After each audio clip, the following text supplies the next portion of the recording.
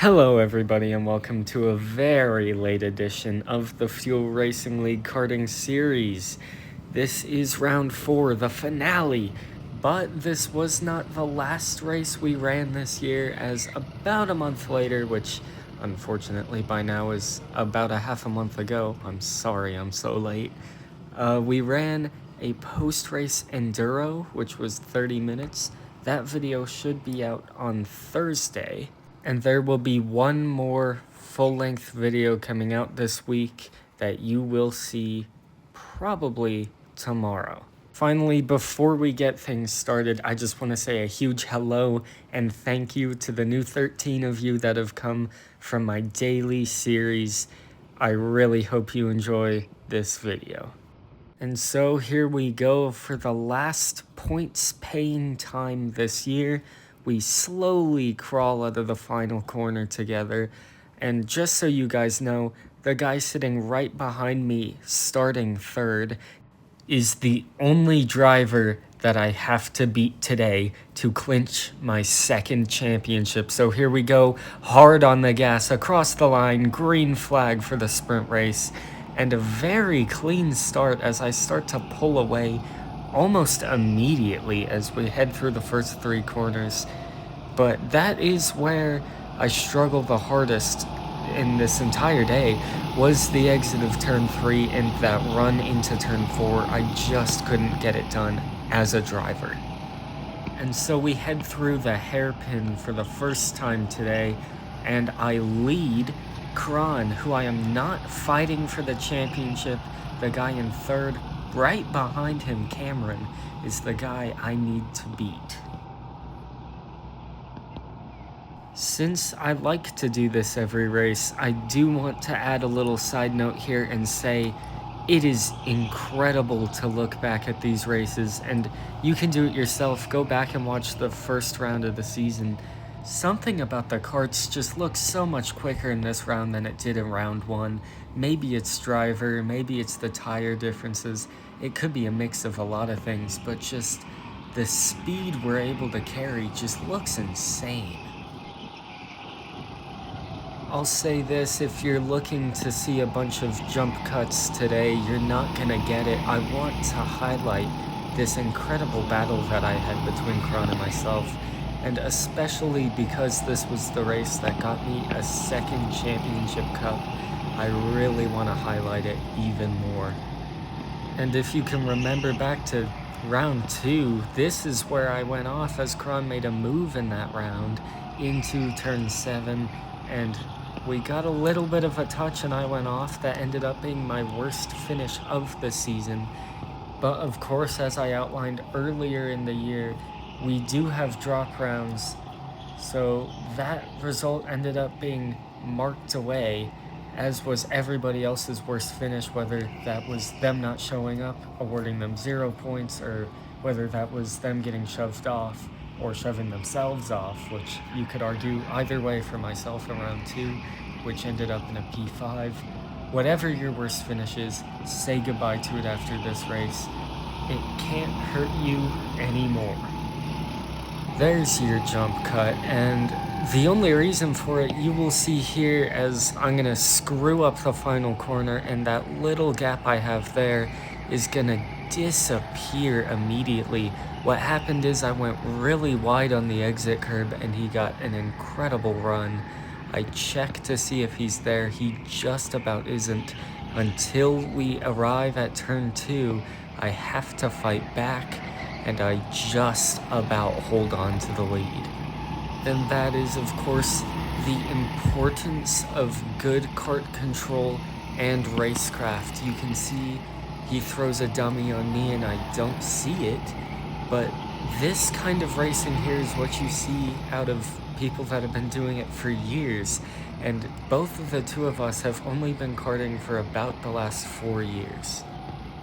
Something I do think is worth pointing out, though, is the fact that all of the drivers in this series have pretty much only raced in the United States, or at least started their careers in the United States, and Kron and I did not. I, of course, started mine with the Young Stars Championship in England, and he started in India. So maybe it's something about foreign karting that just teaches you a different style. Or maybe it's just that we took it more seriously than others, but it just led to some of the most fun racing I've felt lucky enough to take part in a long time. And so now we'll jump to the end of the lap, heading to the white flag. I make the mistake again. This cannot be happening right at the end of such a perfect race. He pulls up alongside and we see the white flag.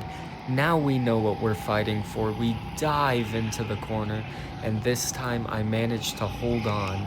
And from here, I don't know if it was just acceptance or I really found a new gear here, but I just pulled such a gap, and the rest of the lap, he just couldn't get close enough to try to make a move work.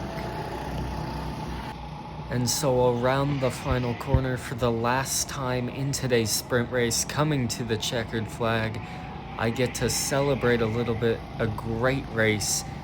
This is yet another perfect start to a race day. This is the third time that I have won the pole and the sprint race, and both of the prior times I won the feature race too. Let's get a perfect day.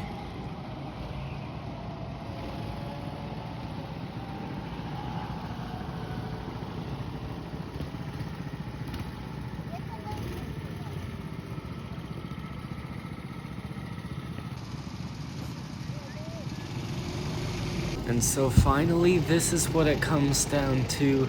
Just 12 laps to determine who is the 2025 Fuel Racing League champion. It was at this point that I knew my chances of getting that title were pretty high, as after that race, all I had to do was, if Cameron wins, I just needed to finish 5th to pick up the title. Even still, I'm sure you can imagine, this is what we live for. This is what we race for. Winning is one thing, winning a championship is another. Winning a second championship is a whole different ballpark. And especially when this is my introduction to racing in the United States after 3 years of racing in England, this means everything. So here we go. For the final time in the points paying season, we'll slowly go through the final corner, knowing what's on the table. This is my chance to become a double champion. This is my chance to win 3 of the 4 races and end with maximum points this season. No pressure for the guy that's about 15 years younger than everyone else on the grid.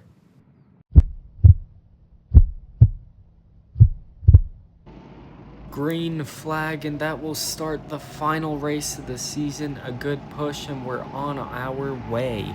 Let's go win a title.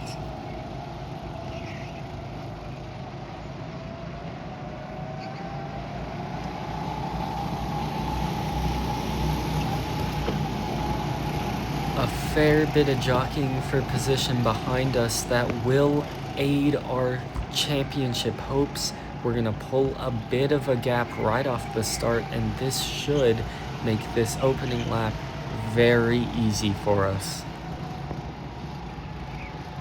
All eyes on that fight for second, Cameron versus Kron.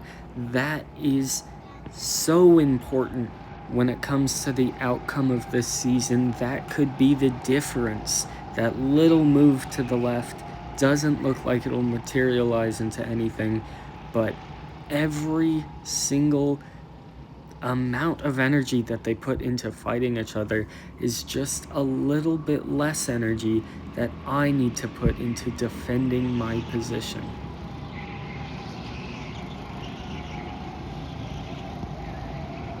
This is the race where I knew it was gonna happen. Finally, after years of trying, 2024 just was not the year for me.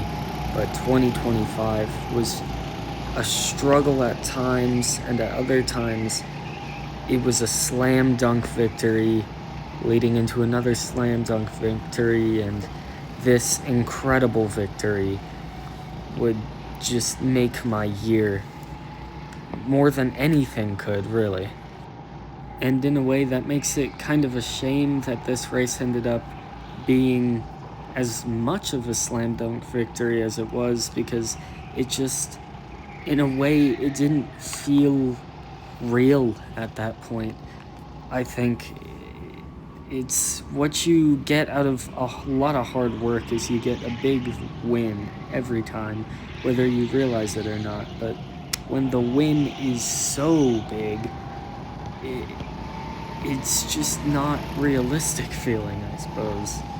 And I don't know if I prefer it over the tie points into the finale that got me my Young Stars Championship, but it is such a cool feeling to just be able to relax. In fact, with it being such a big victory, I can kind of use this as an opportunity to show just the highlights of the race so I don't have to keep you for as long. Here is one of the biggest highlights. There was a crash and the driver got stuck. I thankfully saw the yellow for this, because earlier there was a yellow that you couldn't see because they were off helping the driver get unstuck. But for once, their few personnel out on track actually was good enough. I suppose it makes sense that they put them in the corners they did, but if you go back and watch my old Young Stars stuff, they just had so much more ability to cover the track with marshals. Here it is, one lap later. You can see the driver is finally unstuck. They get back out on track, and now we can all just continue on with the order of the race being kind of reshuffled towards the middle of the pack. Here it is, you can see the gap that I built, and you get this beautiful cinematic shot of the track, everybody going around it. Just, motorsport is so beautiful, man. A huge shout out and thank you to my brother for the video. It's just incredible. And whilst I say these thanks, a huge thanks to you guys. This is me coming through the final corner. You can see that gap behind still growing. This is the final corner of the penultimate lap. But I just want to give a huge thank you to everybody who's supported me over these last couple years. It's been an incredible journey, and if I could see what this career would become back in 2021, I don't think I'd believe it. This has been such a dream for me since I was 2 years old or something like it. I've always wanted to be a racing champion, and to be able to say I have 2 titles to my name now, and so many incredible people supporting me along the way, in person and online. We just have such a nice community.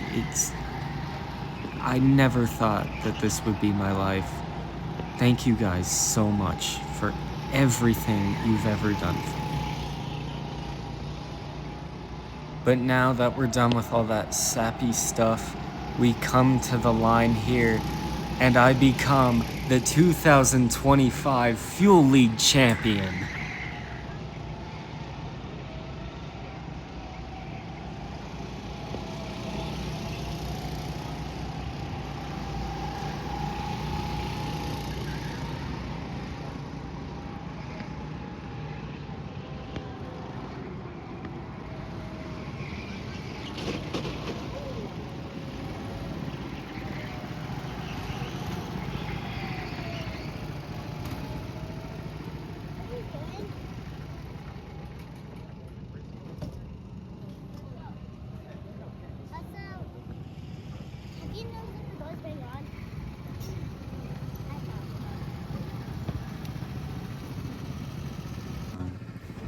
We did it. Come on. Two-time champion. I can't wait to get a second one of these. 300 out of 300 points. That's insane.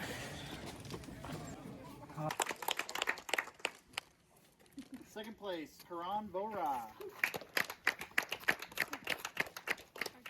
And your winner, Nico Road.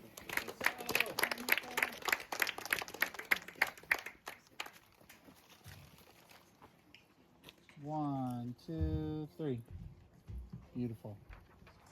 It's a tough one. Did you hit it? It's a 20 step. Thank you, guys. Ain't my first, Shuey. His second one.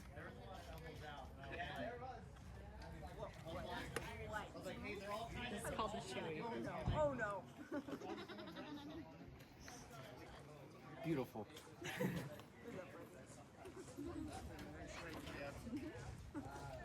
What do you put in it too? His LaCroix. Do you want a picture Fit for a champion.